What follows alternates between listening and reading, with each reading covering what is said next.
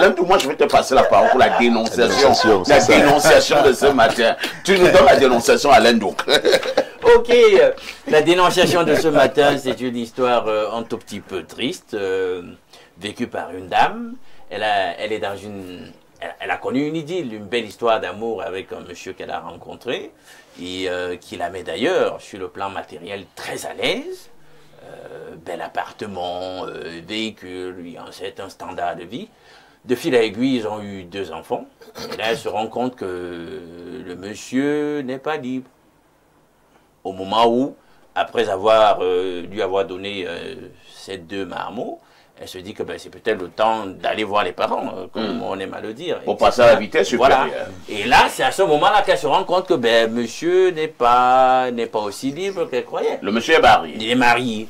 Et là, sur le moment, elle découvre le poteau rose. Et puis, il y a maintenant même la première épouse, si je dois l'appeler comme ça, l'épouse pour le moment, qui découvre qu'il y a aussi cette deuxième qui est là. Et l'épouse en question commence aussi à lui faire un certain harcèlement, parce qu'apparemment elle n'est pas disposée à accepter une deuxième femme, bien que son mari soit marié avec elle sous le régime polygamique. Elle est donc confuse. Elle est donc confuse. Qu'est-ce qu'elle fait? Parce qu'elle-même aussi, ses convictions, comme le plus clair des femmes, c'était que, ben voilà, elle doit être l'unique femme d'un homme. Oh là, ce ne sera plus possible. Qu'est-ce qu'elle fait? Il y a déjà des enfants, etc. Elle accepte, elle poursuit l'aventure, elle rétropédale. Qu'est-ce qu'elle fait? Donc, elle est confuse et elle veut que nous portions cela à la réflexion de tous en ce matin pour qu'elle trouve une source d'inspiration dans les conseils qui seront donnés. Alors, Alain, donc, une ou 2 petites préoccupations avant de passer la parole à nos invités. Le monsieur et cette dame de dehors, entre guillemets, ils se connaissent depuis à peu près combien de temps? On est dans les 5 ans. 5 ans. Et ils ont déjà 2 enfants. Oui. Et la femme de dehors pensait qu'elle avait à trouver son charmant monsieur pour vivre toute la vie. Malheureusement, le monsieur ne lui avait pas dit qu'il était marié. Il a caché. Là, il faut être honnête. Dès le départ, il a caché. D'accord. D'accord. Je passe d'abord la parole à l'imam, hein, Cheikh Ali. Votre commentaire? Bon, je dirais tout simplement que ce monsieur-là, il est très dangereux. Parce que faire 5 ans avec une femme dehors et lui cacher qu'il est marié, mais il faut être très fort. Il faut être très subtil, il faut être très malin. Et je pense que c'est la première femme, non, la femme de la maison qui se plaint. Bon, en tout cas, maintenant, tout le monde connaît l'existence de tout le monde. Non, je dis celle qui se plaint. Non, non, c'est la femme qui était la deuxième. La femme qui est c'est la deuxième femme qui pas la première. Ah, ok, voilà, il faut préciser. Donc, celle-là, si le monsieur s'est marié régime polygamique, je pense qu'elle doit continuer l'aventure. D'autant plus qu'ils ont 2 enfants et que le monsieur la met à l'abri du besoin. Et si le monsieur aussi lui montre qu'il aime et qu'il a l'intention de l'épouser, je pense qu'elle doit continuer. Je pense qu'il doit continuer, il n'y a pas de mal à cela. La polygamie, non seulement elle est d'origine africaine, mais elle est d'origine aussi divine. Je pense que Dieu a légiféré la polygamie, donc elle n'a pas le droit de s'inquiéter. Et puis, je pense que le plus important pour une femme, lorsqu'elle va en mariage, c'est que celui qui va l'épouser lui mette à l'abri du besoin. Qu'elle se sente aimée, qu'il s'occupe des enfants, qu'il s'occupe de sa santé, de son logement et de sa nutrition. C'est ça l'essentiel, moi je pense. Très bien. Déjà qu'il lui a offert une maison, elle a une voiture, elle doit continuer, il n'y a pas de souci à cela. Donatien Tchakounte, pourquoi certains hommes avec petit H, fonctionnent comme ça, dans le mensonge, dans l'hypocrisie? Pourquoi ne pas dire exactement ce que tu es à la femme? Si tu es marié, dis-lui que j'ai une femme. Si tu as même 2 femmes, dis-lui que j'ai 2 femmes. Maintenant, est-ce que tu acceptes être la 2e femme ou bien la 3e femme? Ça dépend. Mais pourquoi certains cachent? C'est 5 ans plus tard, au moment où il a affilé 2 enfants à cette dame, que la dame finit par découvrir que le monsieur est un vieux marié. Votre regard? En fait, je commencerai par dire ce qui est fait est déjà fait. Oui. Le monsieur devait être véridique au départ, et ce que je donne souvent conseil aux gens, c'est-à-dire lors d'une relation, ça ne sert à rien de cacher ce qu'on est. Donc ça veut dire le monsieur devait dire à cette dame, voilà mon engagement, voilà mes limites, je suis marié, mon aventure va arriver jusqu'à tel niveau. Est-ce que tu acceptes? Est-ce que tu acceptes? Bon, c'est ce qu'il n'a pas fait. Bon, je dis, comme l'imam l'a dit, ce qui est déjà là, c'est d'accepter, de la prendre comme épouse et organiser sa vie, puisqu'elle est à l'abri du besoin, elle est chez elle, elle a 2 enfants. Et cela dure sur 5 ans. Donc le conseil que je donnerais aux autres hommes, d'être souvent ouverts en face des relations, de ne pas tromper, de ne pas mentir. Parce que le mensonge à l'écoute des gens, on finit toujours par le savoir, comme ce qu'on dénonce ce matin. Mais il y a un détail que vous oubliez. Hein. Certes, le monsieur est marié sur le régime polygamie, mais la dame de la maison dit niet.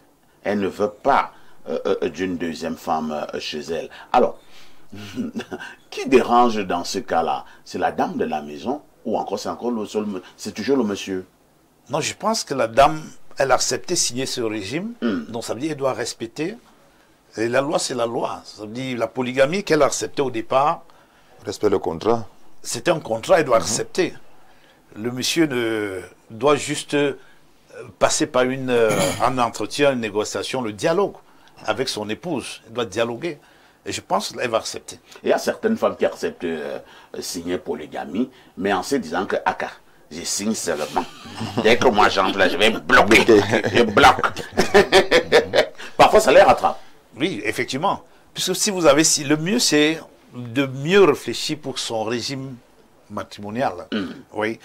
Ne vous engagez pas sans être sûr que vous allez y arriver. Et je veux dire, même régime monogamie ne veut pas dire que on ne peut pas prendre une deuxième femme. Pas du tout. Voilà. Ça dit, ça nous garantit toujours à rien. On a plusieurs exemples. Oui. Monsieur a commencé par signer monogamie, mais il a finalement eu 2, 3, 4, 5 femmes. Puisqu'on change de régime. Effectivement. Très bien. Donc, merci. Merci. Donatien Tchakounté. Je me retourne vers Todd. Todd, quel est le conseil que nous pouvons donner aux 3 acteurs, hein? Parce qu'il y a 3 acteurs. Il y a le monsieur menteur, excusez l'expression, et il y a la dame de dehors, et qui n'entend plus lâcher prise, surtout qu'elle dit que le monsieur la met vraiment à l'abri du besoin. C'est un détail important au Cameroun. Hein? Maintenant, il y a la femme de l'intérieur qui dit pas de deuxième femme ici. Déjà, je condamne l'acte du monsieur en question qui ne fait pas montre d'un homme, d'un vrai homme, dans sa dimension masculine et charismatique. Parce qu'un vrai homme, c'est celui qui est en accord avec sa pensée, ses actes et sa parole. Voilà, c'est ça un vrai homme. Donc, dès l'entame qu'il a connu la deuxième femme, il devait lui dire que je suis marié. Je prends mon exemple particulier en ce qui me concerne. Quand j'ai rencontré madame qui est à la maison, je lui ai dit que je suis pour la polygamie. Oui. Le jour de la première rencontre, j'étais même encore en train de lancer les arachides au sol pour que ça pousse. Je lui ai dit que moi je suis pour la polygamie. Donc, si tu acceptes de mettre avec moi, il faut savoir que je pourrais avoir une deuxième femme dans le futur. Elle m'a dit, elle n'a pas de problème. Et si un jour je rencontre une autre femme, je lui dirai que je suis marié. D'ailleurs, dans les amphis où j'enseigne, je dis toujours que je suis marié. Donc le jour où une va dire que... Vous avez l'intention d'épouser une de vos étudiantes? Pourquoi pas? Ce sont des femmes. Ce sont des femmes. Mais c'est interdit. Non, c'est pas interdit. L'école, ça se passe à l'école. Maintenant, dehors, c'est la vie. Dehors, c'est la vie. C'est-à-dire que, imagine, tu passes au marché central. Tu rencontres une jeune fille. Tu ne sais pas qu'elle est étudiante. Très bien. Et puis, tu t'engages avec elle. Et plus tard, tu découvres qu'elle est étudiante. Donc, alors, quel est le conseil que vous donnez aux 3 acteurs? En ce qui concerne la dame qui est à la maison, oui, elle a basé la relation entre l'homme et la femme sur le fondement du modèle occidental, c'est-à-dire l'amour. Mon homme à moi. Alors que dans la pensée africaine, la relation entre l'homme et la femme, c'est la construction de la famille. C'est-à-dire qu'une fois que la femme est à l'abri du besoin, qu'elle est respectée, qu'elle est aimée et qui ne manque de rien, elle devrait accompagner l'homme dans la construction de la vie. Et les enfants, c'est la richesse. Si une femme ne peut pas te faire 10 enfants, et qu'avec une, tu peux avoir 4 ou 5, et l'autre, tu peux aussi en avoir 4 ou 5. Parce que autant la femme fait les enfants, autant elle vieillit. Donc, à un certain moment, la femme doit limiter les accouchements pour garder sa fraîcheur. Parce que les femmes qui veulent faire 10 à 15 enfants, là, à un certain moment, elle vieillit et le mari ne la regarde plus. Le mari va maintenant dehors. Donc, elle veut continuer d'être aimée, continuer d'être prise en compte. Elle doit savoir qu'elle peut donner 3, 4 enfants à l'homme et l'homme peut aussi continuer de faire les enfants avec l'autre femme. Donc, le conseil que je donne à la femme qui est à la maison, c'est qu'elle a déjà la sécurité qu'il faut. L'homme est avec elle depuis des années. Et malgré qu'il avait une femme dehors, il faut vérifier s'il a changé vis-à-vis d'elle. Mais s'il est resté constant, respect, amour, protection, etc., etc., je ne vois pas pourquoi elle se plaindrait. Quant à celle qui est dehors, mes prédécesseurs ont déjà donné un bon conseil. Elle est face au fait accompli. Elle est aux petits soins. Elle a 2 enfants. Je ne vois pas en quoi est-ce qu'elle va encore reculer. Elle n'a qu'à avancer. Les 2 femmes doivent se rencontrer. Et il faudrait que celle qui est dehors, qui sera la 2e femme, donne le respect à la première femme. Parce que la première femme, c'est la reine-mère. Parce que parfois, dans ce genre de contact, il y a souvent une relation de mépris, de conflit qui s'installe. Donc, il faudrait que les 2 femmes se rencontrent et que celle qui est la 2e là comprenne que la maman, c'est sa maman. La première femme, c'est sa maman. Et elle doit respecter sa maman. Et si les relations s'établissent sur la base du respect, je pense que le monsieur pourra être heureux dans sa vie. Très bon conseil, hein? Tout en martelant quand même que révérend docteur Arthur Efala, ce monsieur quand même n'est pas sérieux. Oui, ce monsieur n'est pas sérieux, mais je veux ramener un contre-courant de tout ce qui a été dit ici. Nous avons également dit quelque part, hein, avec la voix de l'imam, que la polygamie est une bonne chose. Oui, c'est pour ça que je dis que je vais ramener un contre-courant. Ah bon? Oui, et c'est pour ça que ce qu'on dit fâche souvent. Et c'est pour ça qu'on grossit assez les lignes quand ça nous concerne. Ce que je dirais d'abord, c'est que déjà, la femme, s'il faut parler selon les valeurs bibliques, la femme de dehors fait comment pour avoir 2 enfants sans être mariée, pendant que la parole de Dieu interdit la fornication ou le concubinage. Vous voyez que, je ne sais pas, quand je vois les hommes spirituels, les hommes de Dieu, dire, on attaque le mal à la racine. On doit attaquer le mal à la racine parce que, normalement, ça fait comment? Tu n'es pas marié, mais tu as déjà 2 enfants. Elle est elle-même, comme notre père a dit, elle est dans la sauce. Parce qu'à partir de là, les valeurs divines sont biaisées. Alors donc, faites vos choses. Selon vous, une femme ne doit avoir d'enfant que lorsqu'elle est dans un mariage. Naturellement, même nos cousins d'en face, Est-ce qu'il n'y a pas un risque, hein, que jusqu'à ce que la terre finisse, il y aura des femmes qui n'auront donc pas d'enfants? Justement, nous ne pouvons pas être plus intelligents que Dieu et nous soucier des gens. Ce que Dieu a dit, il l'a dit. Et parfois, ça me fait rire parce que parfois, tu arrives dans une maison et quand tu tiens ce langage, les mêmes personnes qui te parlent de la vénération de Marie et qui ne suivent pas le modèle de Marie sont quand même en train de te dire non, c'est pour ça que vous... Moi, je suis arrivé dans... Le modèle de Marie Le oui. modèle de Marie. Marie est une femme qui a forniqué avec le Saint-Esprit. Mais là, c'est le Alors que c'était la femme de là, c'est un autre débat. Là, c'est le. Toi, tu es en train de dire que tu vas plus loin. Là, il faut laisser. Il faut. C'est juste un enfant adultéré. Là, tu amuses la galerie. Nous sommes assez sérieux. C'est sérieusement. Nous sommes assez sérieux. Nous sommes assez sérieux. La naissance de Jésus, c'est une naissance miraculeuse. Il faut vraiment. Non. Tu es en train de. Laisse d'abord, c'est pas ton niveau. C'est pas mon niveau. C'est même pas ton temps de parole, c'est moi pas ton niveau. Je suis en train de dire ceci. Marie est un modèle. Moi, j'enseigne sur Marie à l'église comme un modèle de femme, pas une personne sur qui on doit agresser nos prières. C'est un modèle de femme. Lorsque Marie vivait avec Joseph, est-ce qu'ils étaient mariés? Non, elle a rejoint la maison de Joseph quand Joseph l'a prise comme épouse. C'est bien écrit. Est-ce que c'est écrit dans la Bible que Joseph a épousé Marie? Ils ont été fiancés? Mais est-ce qu'elle a épousé? Fiancé, mais pas aboutir au mariage. Non, est-ce qu'il y a un verset biblique qu'ils ont été mariés? Avant le mariage, ils étaient sous le même toit. Non, le problème ici, ce n'est pas vivre sous le même toit. Le problème, c'est d'avoir des rapports sexuels. Mais ça, vous vivez sur le même toit, vous jouez au ludo? Non, parce que la Bible nous le dit clairement, qu'il a connu Marie après. Le Saint-Esprit.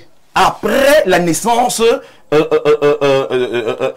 divine de Jésus. Donc, entre-temps, lorsqu'ils étaient sur le même toit, Oui. ils causaient seulement. Ils respectaient les prescriptions bibliques. Je le crois parce que si je suis chrétien, n'est-ce pas, je crois en ce que Christ, à ce que la Bible dit.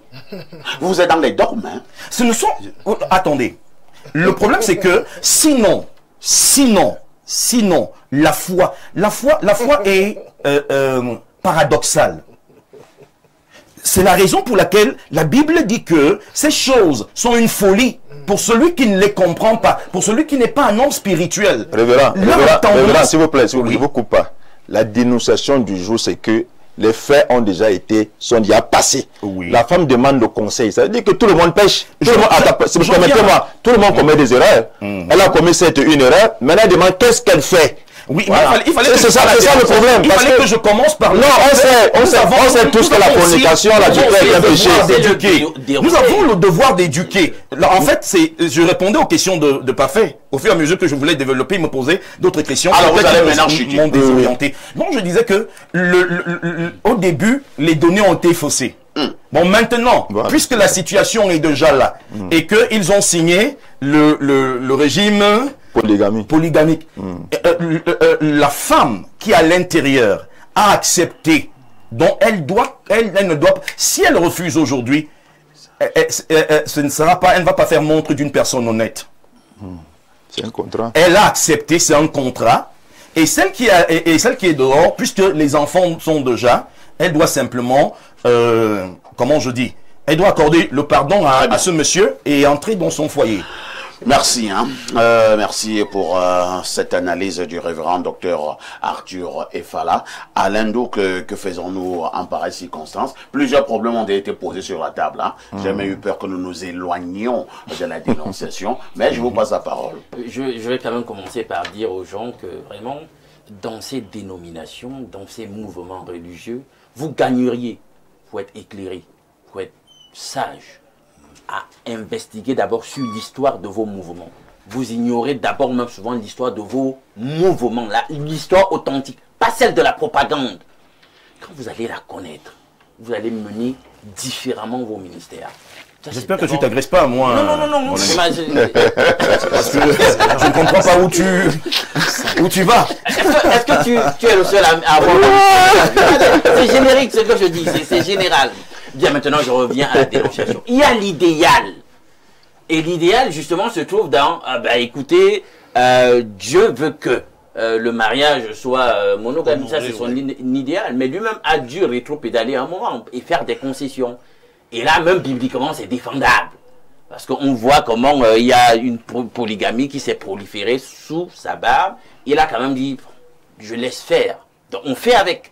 Donc, on n'est plus dans l'idéal, on est dans une situation de crise. C'est la casuistique. Qu'est-ce qu'on fait maintenant que les choses ne correspondent plus à l'idéal voulu? Donc, c'est de ça qu'il est question. L'idéal voulu, justement, c'est qu'on se connaisse, voilà, au mariage. Ça, c'est l'idéal. Nous ne sommes pas dans l'idéal. Alors, le mari, il n'a pas été très honnête. Il n'a pas été très honnête. Il aurait dû jouer franc jeu, dire que voilà mon statut, est-ce que ça t'arrange? Mais vous savez, la plupart du temps, quand un homme tombe éperdument amoureux d'une femme, parfois quand il a déjà peur de la perdre, notamment quand il connaît un tout petit peu dans quelle direction se place sa girouette sur le plan des valeurs ou sa vision du monde, il ne veut pas dire la vérité parce que s'il lui dit écoute, il y a déjà peur de la paix. Voilà, il y a déjà une femme, elle dit non mais ça ne correspond pas à ce que moi je veux et tout, elle va mettre un terme à la relation, lui ne veut pas ça. Alors il commence des pirouettes, etc. Il manque et on en arrive à ça. Maintenant, l'épouse qui est déjà là, elle a quand même signé polygamie. Hein? C'est ça le respect des engagements. Ah, oui. Bien, je suis sûr que par la suite, certainement, elle sera ramenée à la raison et ça devrait pouvoir le faire. Elle a déjà 2 enfants, la deuxième, c'est quand même lourd. Et je suis sûr, la plupart du temps, qu'elle n'a même pas, dès les débuts de la relation, connaissant un tout petit peu la psyché des Camerounaises. La plupart du temps, quand elles trouvent quelqu'un qui est aisé, etc., toutes les petites mesures de précaution, parfois, bah, on ne veut pas trop s'embarrasser. Hein, on ne veut pas trop poser de questions parce qu'on se dit on a tiré le gros lot, etc. On s'embarrasse plus d'un certain nombre de choses. On ne veut pas trop remuer l'affaire, on ne veut pas trop investiguer parce que bah, on a trouvé dans le contexte qui est le nôtre où voilà, il y a un certain misérabilisme, voilà, le prince charmant, c'est peut-être le terme, et on s'accroche. C'est le mari idéal que toutes les familles, la plupart du temps, veulent avoir. Donc, du coup, on ne s'embarrasse pas d'investigation profonde, et puis on se retrouve à ce genre de situation. Les faits sont là, que chacun, voilà, écule un tout petit peu ce qu'il croit être ses convictions de départ, ou etc. Très bien. Et puis qu'on reste dans le pragmatisme, et puis qu'elle fasse avec. Merci. Hein. Allons au niveau de notre messagerie. Je commence par le plus 32. Et c'est un message qui nous vient, je pense, de... Le 32, c'est la Suisse, bien c'est l'Allemagne, l'Espagne. Alors, le 32, c'est la Belgique, hein, je pense. Bonjour, j'aimerais savoir combien de femmes sont dans le lit de ce beau garçon sur le plateau, devenu révérend docteur Arthur Efala. Il n'est pas obligé de répondre, mais s'il venait à répondre, nous parviendrons à résoudre l'équation culturelle et religieuse des rapports avant le mariage et la polygamie. Notez bien, dans le public se trouveraient éventuellement ces conquêtes. Ce n'est pas un chantage, mais une quête de vérité. Parfait. Et il a raison de nous titiller là-dessus. Révérend docteur, il y a quelqu'un... pour parler comme un pays qui veut finir avec toi. Hein? En fait, ce que je dis, c'est... apparemment la personne le connaît. Elle parle comme si elle le connaît. La personne le connaît. Non, non. Ça, c'est... Si quelqu'un me connaît, il ne peut pas s'aventurer à dire de telles choses. En fait, j'ai consacré ma vie au Seigneur Jésus-Christ. Bravo. On continue la lecture des messages. Hein. Bonjour à ici et toi d'Albert Parfait et à tout ton panel concernant la dénonciation. Moi, je vois pas pourquoi la deuxième femme se plaint honnêtement. Si elle est à l'abri du besoin, je ne sais pas pourquoi elle se dérange, parce que même celles qui sont mariées sous le régime de la monogamie ne sont pas si épanouies que ça. En tout cas, elle fait juste semblant parce que nous savons tous que c'est la polygamie du pauvre et qui est mauvaise. Par contre, les voitures et appartements, quelle femme peut résister? C'est Pancras de Garoua. Parfait. Avec ta permission, juste en 15 secondes, il faut aussi qu'au niveau pragmatique, nous constations que la polygamie permet quand même une régulation sociale. Il faut, c'est cynique peut-être de ma part de le dire, mais c'est le cas. Il y a plus d'hommes statistiquement que de femmes. Alors, finalement, plus de femmes que d'hommes. Pardon, c'est ce que je voulais dire. Plus de femmes que d'hommes, carrément le double. Qu'est-ce qu'on fait de toute cette flopée de femmes? Oui, on assume. On assume parce qu'en réalité... On assume? On assume. Comment? C'est-à-dire que ce déséquilibre n'émane pas de Dieu forcément. Et quand Dieu lui a laissé prospérer la polygamie en écoutez-moi un peu, ça vient des hommes. Vous savez combien... Ça vient des hommes? Oui. Ah bon? C'est les hommes qui décident des naissances? Écoutez, souffrez un peu de m'écouter. Combien de femmes ont jeté? C'est-à-dire que presque chaque femme a au moins fait un avortement. Vous le rapport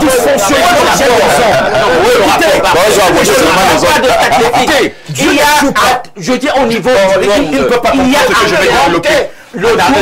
Je vais dire ceci.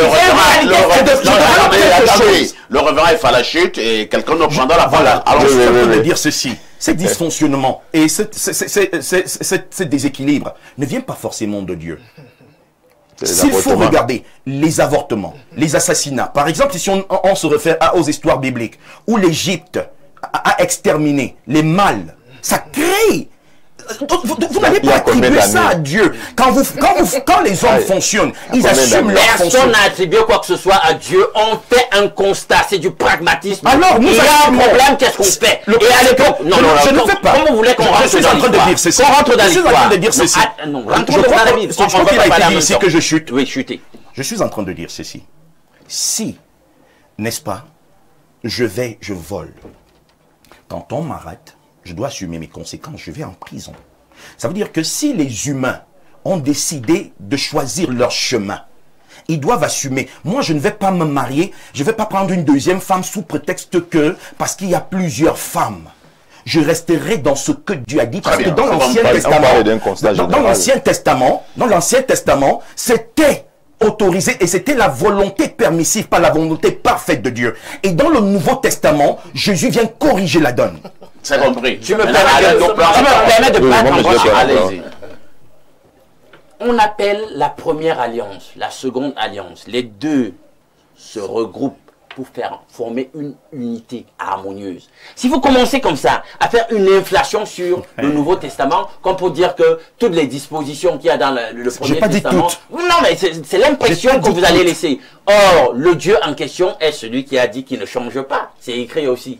Il est le même hier, aujourd'hui et éternellement. Et moi, dans le Premier Testament, je vois le Dieu en question faire une succession de concessions sur la question de la polygamie. On n'en était pas encore à nous, avec nos guerres d'aujourd'hui. Dans leur temps, hein, initialement là, on le voit, avec plusieurs hommes qui ont cheminé, qui ont fait chemise avec lui et qui étaient polygames. Et il est resté quand même avec eux. Donc dans le paradis, quand tu verras Salmon, si tu y es, tu vas dire quoi? Dieu est injuste du fait que Salmon s'y retrouve, que David est injuste de grands polygames.